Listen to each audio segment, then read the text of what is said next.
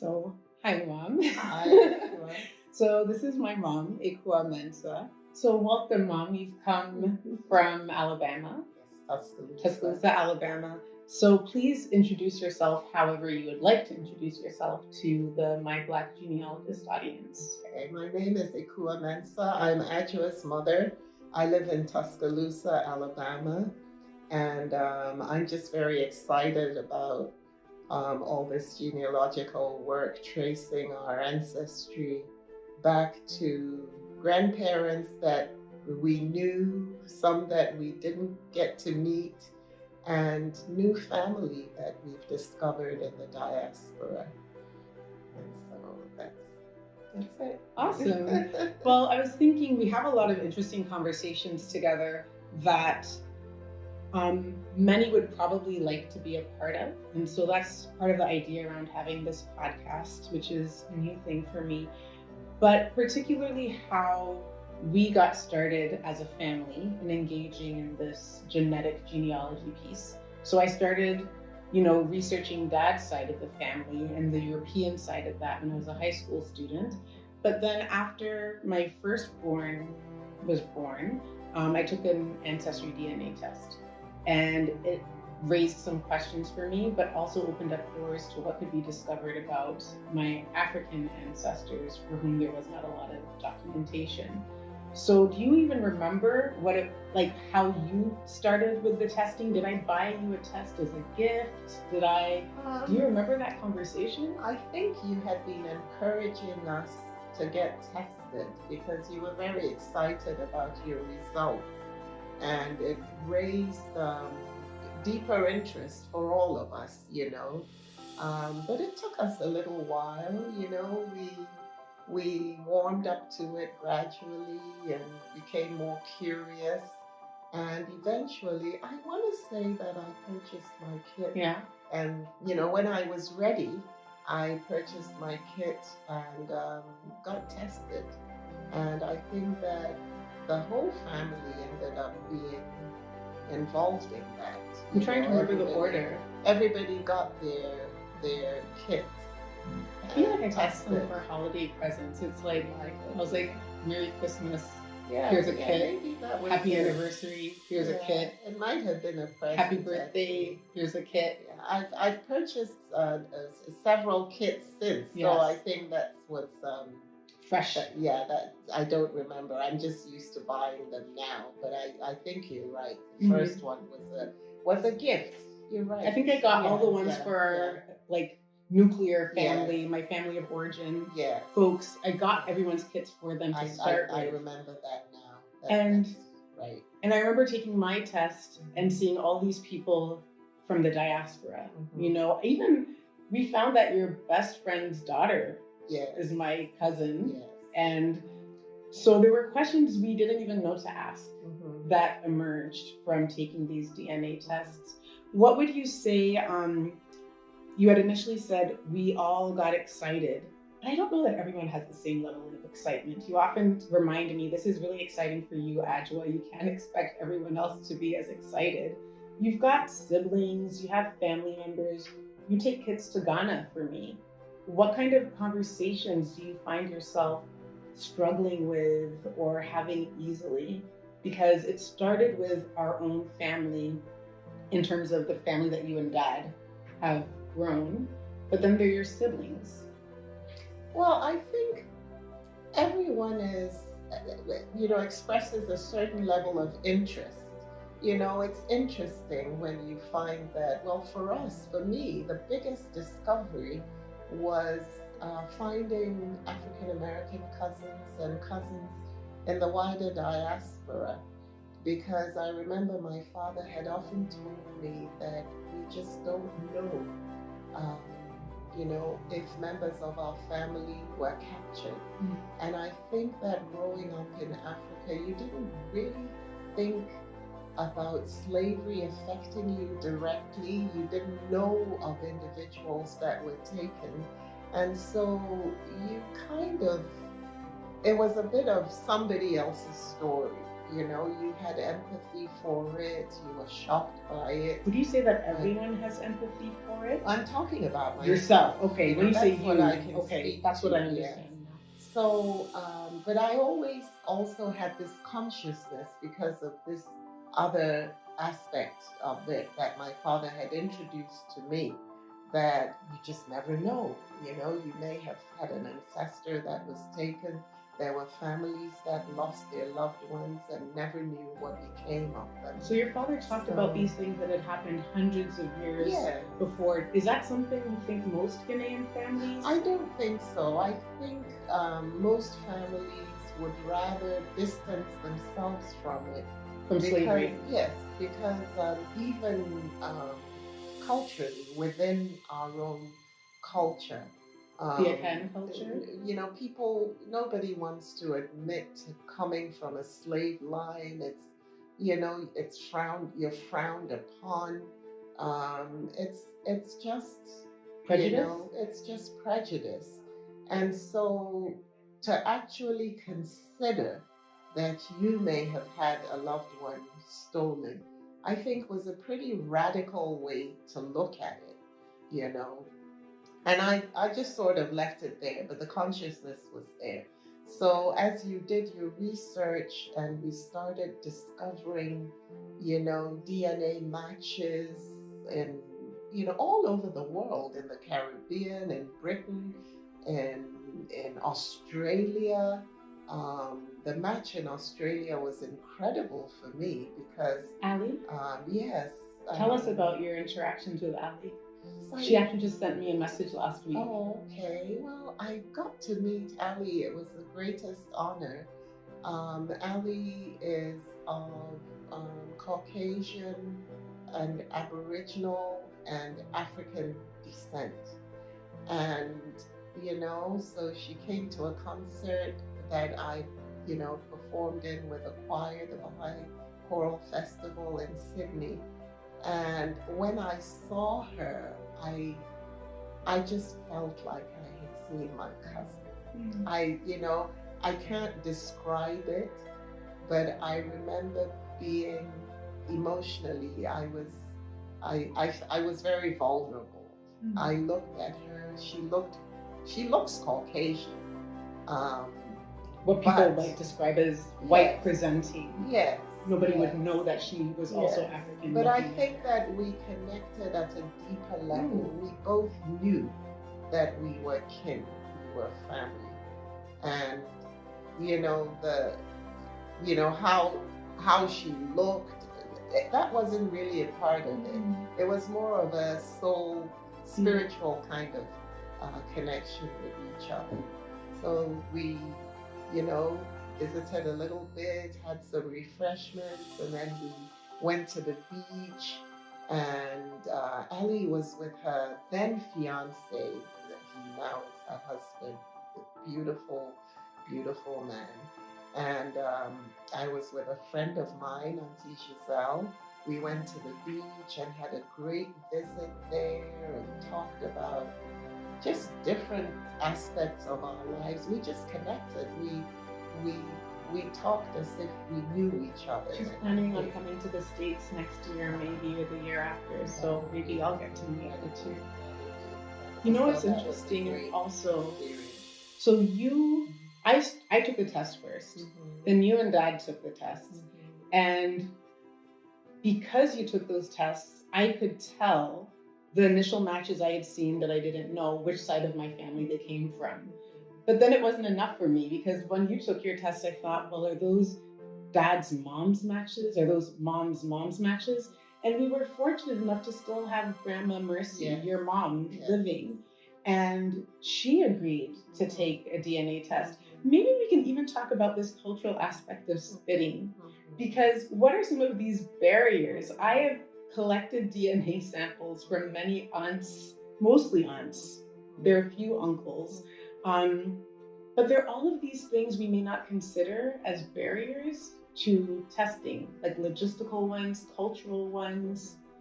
I think it's not so much the spitting, it's the fact that they're giving of a part of themselves. I think culturally, Superstition plays a big part in many cultural beliefs around the world, in America, in any country, in Africa, in Asia.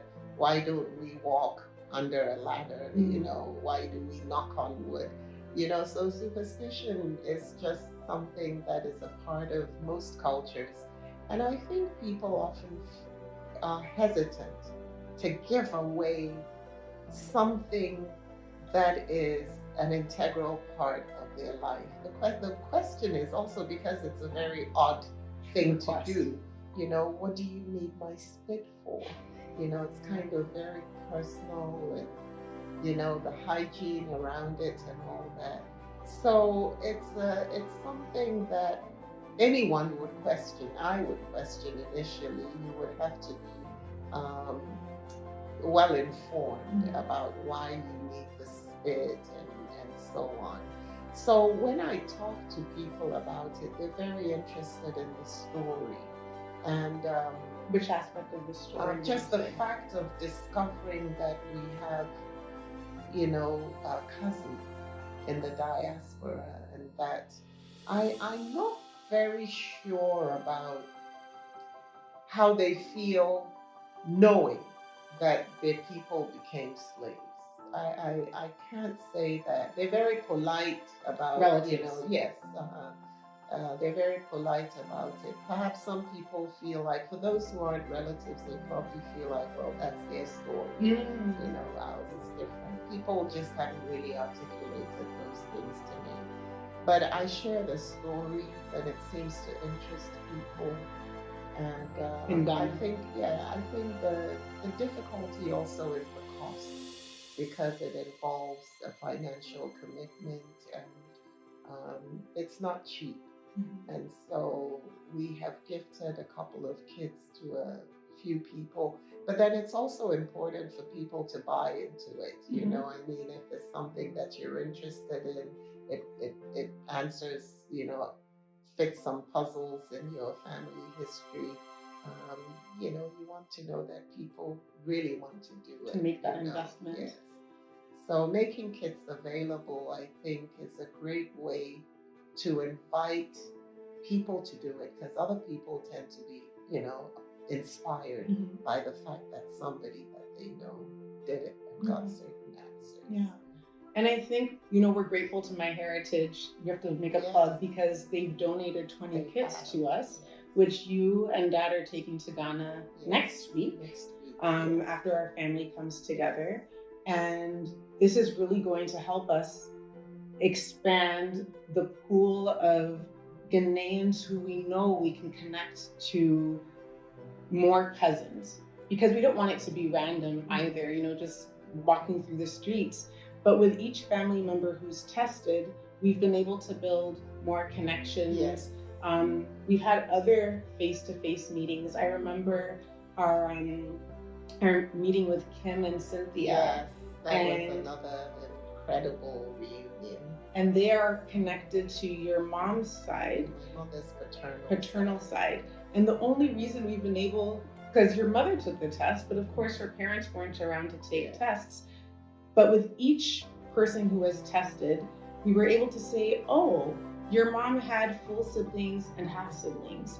If some of the full siblings descendants, some of the half siblings descendants are willing to test, that helps us to see, to narrow it down.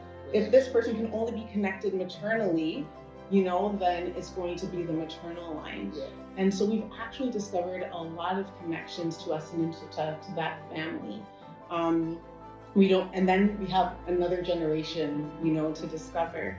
And so when you're going to Ghana now with these kits, because of what we've been doing for, close to 7 years now, at least, because it was around the time my eldest was born. Now we can be very strategic. And also, for me, it's a matter of memory, like our own family's memory that's been lost. Do you think there are, elements of family unity beyond the known family that people have a desire for. Like, I think there's an assumption that Africans know where they come from very specifically. But I'll speak to Ghanaians, family and friends. Even for you, you've got these cousins who you know are cousins. And when I would ask, oh, how are you related? Oh, paternally on my side, maternally on their side. But how? Like, what's the name of the relative who connected you? And for many people, that may not really matter.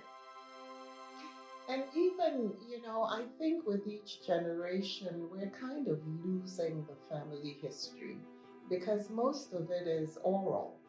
And as our elders, now that people travel, everybody doesn't just get born in that city or town, grow up there, get married there, live there. We're scattered all over the country and all over the world. Mhm. And so we have family that we don't know. We may know a certain branch of it or be aware of, one of the relatives, but we don't know everybody. I grew up in a family that traveled, and so we didn't live in Ghana all the time and didn't get to see or get to know all of our relatives. I made it. I was interested. And so I made a point of connecting with people as I grew up. So it's not so easy to know all the lines. There are gaps. Sometimes, and such was this parent's cousin, but you don't know how they were cousins, And so these are some of the questions that we're finding answers to build a family tree, just so everybody knows everybody has a place in the family tree. We just want to see the mosaic of the family. Are there any things you would share in terms of experiences, benefits, gratitude, concerns that you have experienced or had to a Ghanaian living here in the West? And maybe even, would it be the same or different for a Ghanaian in Ghana? Because I feel my engagement with Ghanaians in Ghana around this initiative is often very different from when I'm speaking to Ghanaians here. You have more experience with the Ghanaians in Ghana. Yes, I think it's also education. We just know more about DNA, ancestry here. It's we see the ads on TV all the time. Even if you don't really understand what it's about, you have a certain, understanding, of what it's about. It's not a strange notion to you. So it's easier for people here to connect to it. But then there's also on a personal level, not everybody is interested in knowing. Some people, for some people, it's not such an important thing for them. They're not interested, just simply not interested. And we have to respect that. But for those of us who are hungry to know everybody and, all the stories from which we descend, it's just a great opening. And I think because, for example, I have a grandmother who died when my own mother was 12. And so the stories we have of her are very limited because she did not get to live through her 40s, and so that limited story is really precious to me. And I would like to be able to pass that on to my children and to their children and their children. And so I think it's stories, we read about so many other people's stories, and we have all these wonderful, incredible stories in our own families of heroes and heroines and how people overcame adversity, how people blossomed, how some people were just funny. I have a couple of cousins who were just so funny, and it didn't matter where we were. If they were present, we knew we would laugh, And so you just want to share all this. These are all bona fide members of the family, and we should know about them. Sometimes you have a gift and then you think, well, that ancestor, was a great baker. Maybe that's why so and so, loves baking, gardening, farming, metalworking, music, I mean, so many gifts, within each family. And I would like to know the stories of my family and the gifts that my family has shared with the world. Thank you. Yeah. Thank you for your time and your openness. I think I want others to know that this is not unique to our family. Many people will say, oh, your family is so fascinating. But we didn't know a lot of the things that people consider to be fascinating until we delved into this process.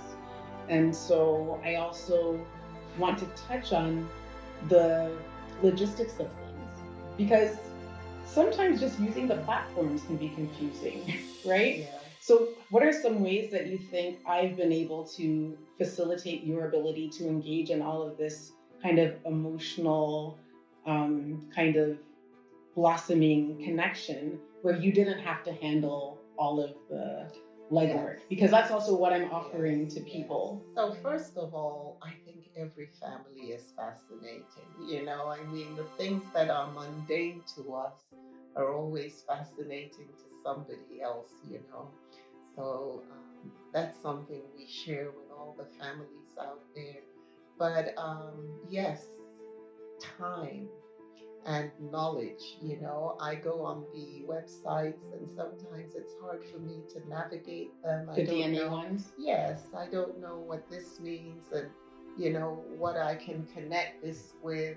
I see my results, but I'm trying to figure out, what does this mean in the wider context, And so it's great for me that I have you, and especially when new DNA connections are discovered, you pick them up and, you help me figure out where these contacts may fit. And very often I have an idea of what it means, but I wouldn't have figured it out on my own. So it saves me a lot of time, and I think you're just technically, you know what to do. So I'm not going in all these rabbit holes. I let you go in those rabbit holes for me, and the results are incredible. And that's I'm surprised at what is revealed with each connection. And we all started with an ancestry test, but then we discovered that there are all these other companies like MyHeritage, Living DNA, GEDmatch, Family Tree DNA. Yeah. And so then I developed the Nyansapo service. Yes.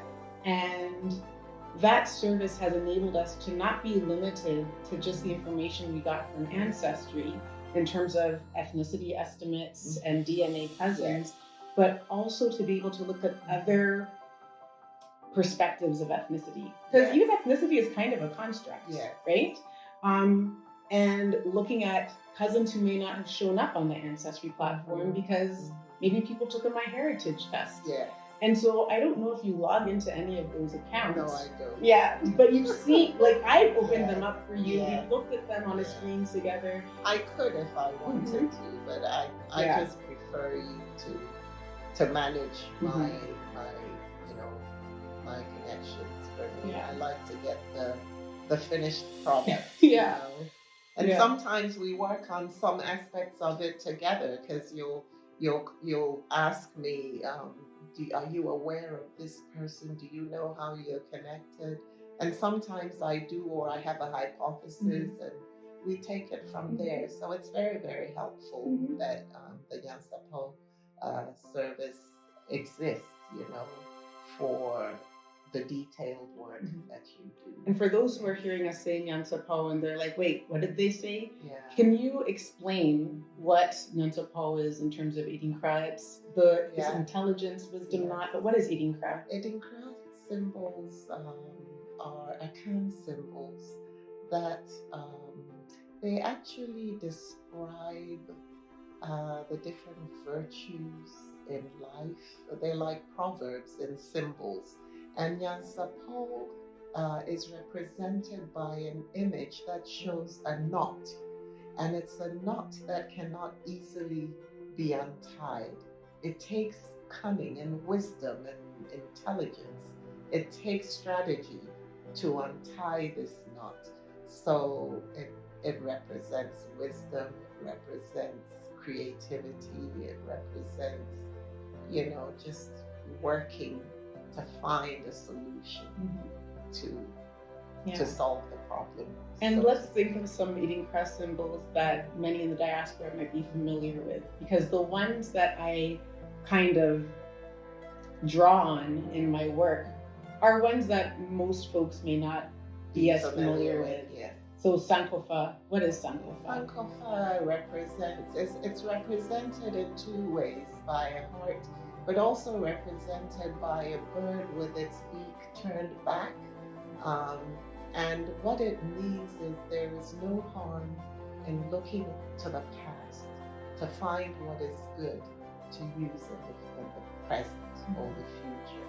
So it shows the value of past wisdom, of the wisdom that generations of people have employed, to live their lives. So, but it also has a dynamism, because you take that from the past, take what is good from it, and use it to help you move forward. Yes. So, again, thank you for educating us, drawing us into your experience, and I hope this will encourage others to explore their own journey, their own path. And lastly, what are you looking forward to most about next year's Transatlantic Genealogy Summit, where our transatlantic cousins will come together? Oh gosh, I'm looking forward to meeting them. And I'm looking forward to learning about their families as well, because that's another part of my family that I don't know very much about. I'm looking forward to learning about, the different practices in their families around just bonding, the mores that are important to those families. I'm just looking forward to learning, to meeting them, and to learning about them. Nice. Wonderful. Thank you, Mom.